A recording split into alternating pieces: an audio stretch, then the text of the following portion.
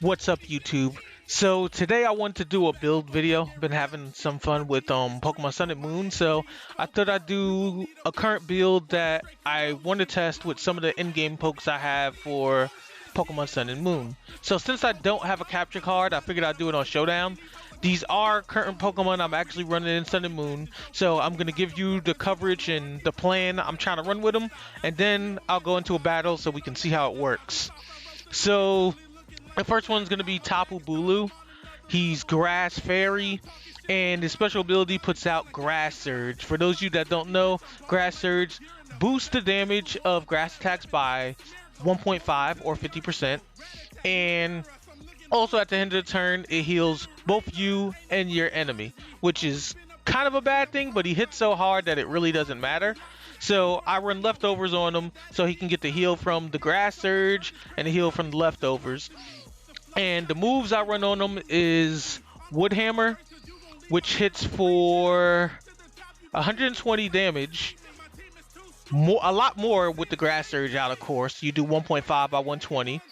Horn Leech, which is going to do 75 damage, plus, the Grass Surge. And half of what you deal gets healed back to you. So when Tapu Bulu has to hit hard with Wood Hammer to kill, and he takes that 33% recoil, next turn you just follow up with Horn Leech on another opponent, and if you kill them in a single Horn Leech, then you'll heal all your health back. So it works really good. Zen Headbutt, use it for poison types most of the time because they're weak to psychic. Now, if you don't have to, you really don't want to have to fight poison types because he's Grass Fairy, so you're 4 times weak to poison. But like, say in a situation you have the advantage being the grass type and you think your opponent is going to switch into their poison type, then you can predict it and hit them on the switching. So you're not trying to square off on them 1v1 if they're poison, but if you predict that your opponent is going to switch into a poison type, you have that Zen Headbutt utility to catch them off guard. And then there's Swords Dance, which doubles your attack. This one's really good because when you bring Tapu Bulu in on something and you know your opponent's forced to switch out of that Pokemon, you go ahead and get that free Swords Dance. And 9 times out of 10, you sweep a whole team when you do that. Now, the EV yield I ran with is 252 in HP and 252 in attack to make him bulky. So that's going to make his total HP 344 and his total attack 394. And then I'm also running Adamant Nature. That way he can maximize his attack as he levels up. And the only thing he sacrifices for having a stronger attack is special attack, which I don't run special attack on him anyway. Now, one of the other things I ran on here is Aquanid. Now, I haven't exactly tried him yet, so I really wanted to test this out. So I went Assault Vest, and what I want to do with him is max HP, max special defense, and then I guess we'll just put 4 in physical defense because this one doesn't really need any attack investment. The whole thing with this Pokemon is its Water Bubble ability gives it an increased multiplier on water attacks. Like, it pretty much doubles them, so it makes up for not having an attack stat.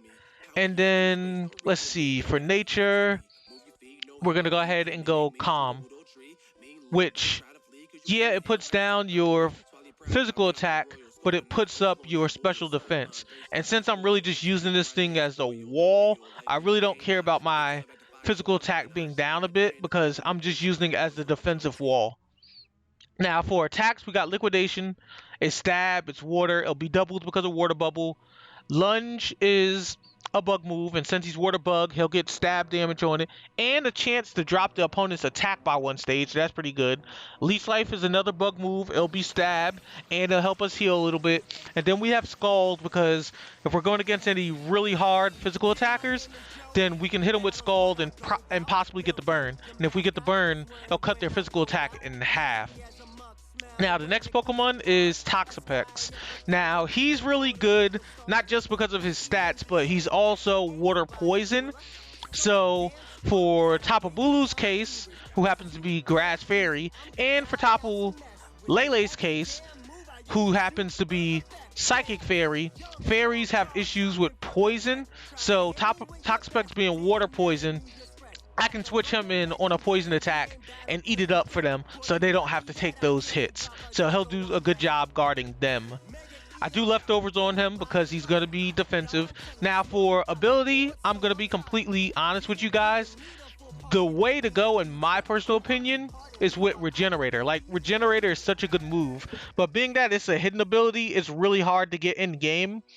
And I currently don't have Regenerator on mine, so I'm running Merciless only because it's what I currently have in game, and I'm trying to run a set that works the way I'm going to play it in game and tweak it so it's actually good for competitive battles there. But if you happen to be able to get the Regenerator ability on Toxapex, definitely go with that because it's better than Merciless if you're going to run defensively with him. Now, if you're going to go offensive, then go ahead and go Merciless. But if you're playing defensive wall like I am, then it's better to go with Regenerator. So the first move we have is Baneful Bunker. What's it gonna do here is actually protect for you so you can't take damage that turn. And if somebody does a physical move to you, because they made physical contact, you won't take damage, but they'll instantly be poisoned. Now the way the Merciless ability works is any of the attacks you do when your opponent is poisoned will automatically be critical hit. So once you get the poison on your opponent, you'll automatically hit them for critical damage because they are poisoned. So we got Poison Jab, so we can take out grass types and those pesky fairies. Scald for the same reason we did on Aquanid, which is so we can try to get a burn on any hard physical attackers, as well as the fact that this Pokemon's poison water, so Scald is stab. And then Toxic Spikes are hazards that we can put up, just so every Pokemon that switches in that doesn't fly or isn't poisoned can be poisoned by the Toxic Spikes. Now for the build, we're going to run max HP, 252, and 252 for the physical defense. And for nature, I did careful, that way I can up the special defense. And I'm not really worried about, again, investing in attack because I'm running this one defensively. Like, the main thing for most of these Pokemon I'm running currently is really the wall. And my only real attackers with the way I'm running this particular team is really just going to be Tapu Bulu, Metagross, and Tapu Lele.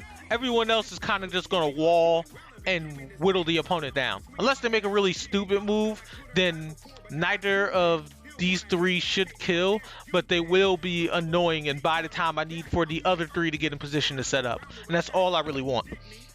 Okay, so our next one is Alolan Marowak, who's really good this gen. From what we see so far in the current metagame, he walls two of the Tapus, that being Tapu Bulu, which is the one I have, and Tapu Koko, who people love. Tapu Koko is really good too, so it's good that he walls him. And the reason he walls him is his ability here, Lightning Rod, which allows you to absorb electricity. Now, most people don't run Special Marowak, so the increase in special attack stat won't do anything, but the fact you can just absorb electricity for your team is well worth it anyway. And since I'm running defensive build, we're going to run leftovers again so we can get a little health per turn. Will-O-Wisp, because we want to put burns on physical attackers, and sometimes even possibly walls that I can't poison with Toxapex. Now, Flare Blitz we got just because it's stab. Being that I didn't invest in any physical attack for Alolan Marowak, it's really not going to be too strong, but it's still there for utility just to kind of check the opponent, put a little pressure on them. And then we got Earthquake because we'll more likely come against a lot of steel types, especially in the metagame with a lot of fairies. You always see steel types these days. And then Shadowbone is going to be stab because I'm Ghost, plus a 20% chance to drop my target's defense, which is really good. Now, the EV spread for this one is going to be 252 in HP and 252 in special defense. And I'm running it calm to boost the special defense even more. So this thing is just going to be switching into a lot of things like opposing Tapu Bulus if an enemy has one, and opposing Tapu Koko. It can run into situations where maybe there's other fire types, so I can just eat up the fire attack. I can also, if I really wanted to, if I had an issue with a ghost type and this Pokemon came in off a free switch of another Pokemon coming out, I could revenge kill with it, because even though Ghost is weak to Ghost, I do have enough special defense to eat it up, providing I'm full health, so that could be a possible utility option as well. Okay, so the next Pokemon, I'm running Metagross, because I do have Metagross in game. I'm just getting enough battle points to make him a Mega, so I'm definitely going to be using this pretty soon.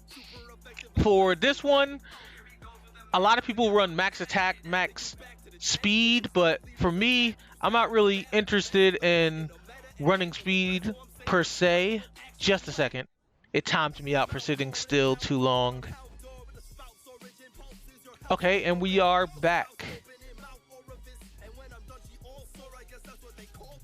Okay, so like I was saying with Mega Metagross, a lot of people usually run him max attack, max speed, but I'm not a big fan of running speed on Metagross because personally he's not that fast to me. Like I will honestly say most of the Pokemon in this particular gen are slow, so now he outspeeds quite a lot of people for that reason.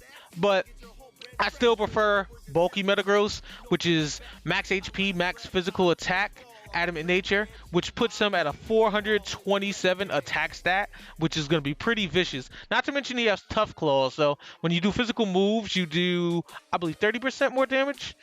No, it's 1.3. So roughly about that amount, pretty close.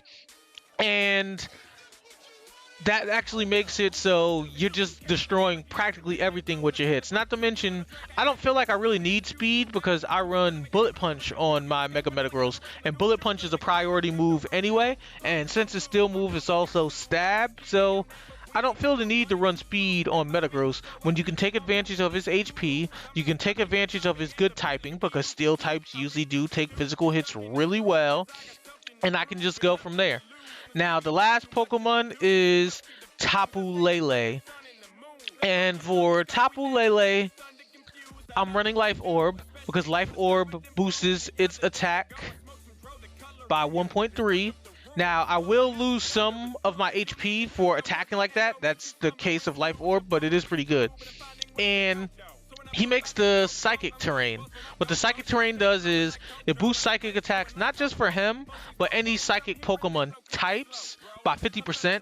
So that's really good. And then another thing Psychic Terrain does is it cancels out priority moves. So if I have an opponent that I know is taking advantage of priority moves, whether it be Quick Attack or Water Shuriken with Ash Greninja, or I know they got Golisopod and they want to try to keep switching out and spamming First Impression, the Psychic Terrain will nullify all of that because those are considered priority moves. So I got Calm Mind here. The reason I picked Calm Mind is if I'm in a situation where I know I can force somebody to switch out on Tapu Lele, I'll just go for the Calm Mind. It'll give me +1 on special attack and +1 on special defense. Moonblast hits for 95 base power and is stabbed because I'm fairy. So with a +1 Calm Mind, I could hurt a lot of things that don't resist it. More than likely kill a lot of things that don't resist it. Energy Ball I just picked for coverage because I don't have too many things on this team set up to really handle water types or ground types per se, since Aquanid and Togepex are both walls. Like they both have the right typing, but they don't have enough attack to really do anything. So I wanted to have that coverage for that. So with Energy Ball, I can take water types, I can take ground types, so it's nice coverage on that. And then obviously Psychic, because I'm a Psychic type, it's Stab. With Psychic Terrain, it's going to do 50% more damage. So why not run Psychic? Okay, special attack, we're running 252, and speed, we're running 252. So I'm going to run this one Timid Nature, so I can increase my speed, and that'll only take away from my physical attack, but since I attack on the special side, there's no repercussions for that. So this is a team that I think will be pretty interesting. I'm going to go ahead and end the video here, and if any of you are interested in actually seeing a battle, I'll record a separate video of battles so you can see a couple of rounds of how this team works.